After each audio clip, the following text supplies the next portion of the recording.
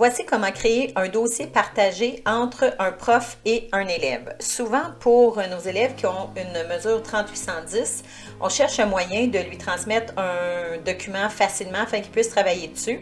Et le retour du document est parfois difficile parce que l'élève nous l'envoie par courriel ou par Teams et il y a des fois où on ne se retrouve plus vraiment dans tout ça.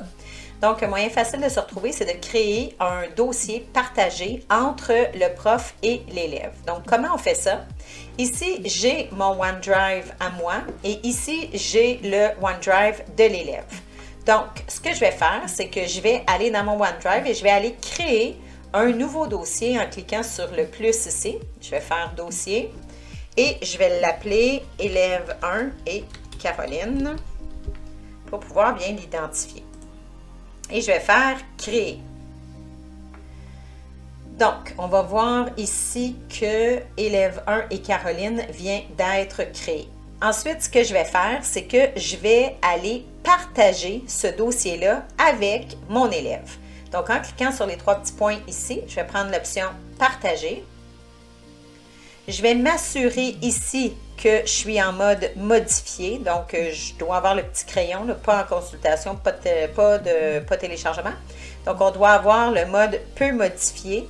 Et par la suite, on va faire envoyer. Oups, j'ai oublié d'envoyer mon courriel, désolé, à élève 1. Voilà, j'écris l'adresse courriel de l'élève et je fais envoyer.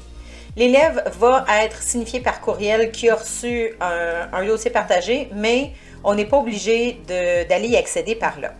Maintenant, je suis dans le OneDrive de l'élève. Je vais agrandir ma fenêtre pour que vous puissiez bien voir.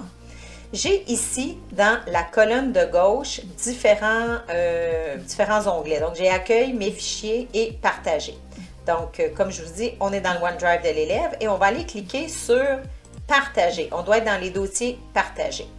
Là, je vais rafraîchir ma page parce que le temps qui entre, ça peut prendre quelques minutes. Donc, on va lui donner le temps de rentrer.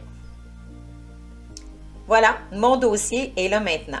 Donc, si je retourne, je repartage mon écran comme ça, on voit ici que j'ai le dossier élève 1 et Caroline et on voit que j'ai mon dossier, encore une fois ici, élève 1 et Caroline.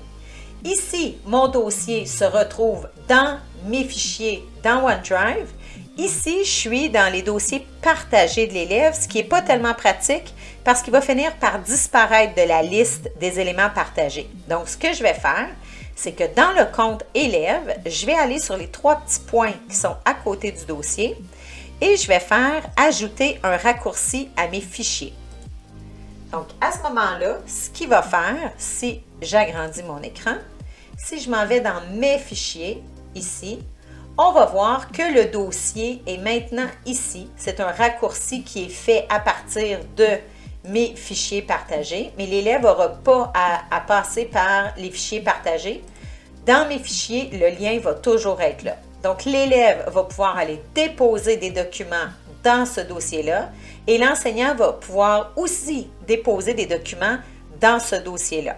Les documents peuvent être mis en mode collaboratif, donc l'enseignant pourrait mettre une évaluation dans le dossier de l'élève et l'élève pourrait aller consulter le document et le remplir. Et à ce moment-là, le prof aurait juste à aller consulter le document par la suite.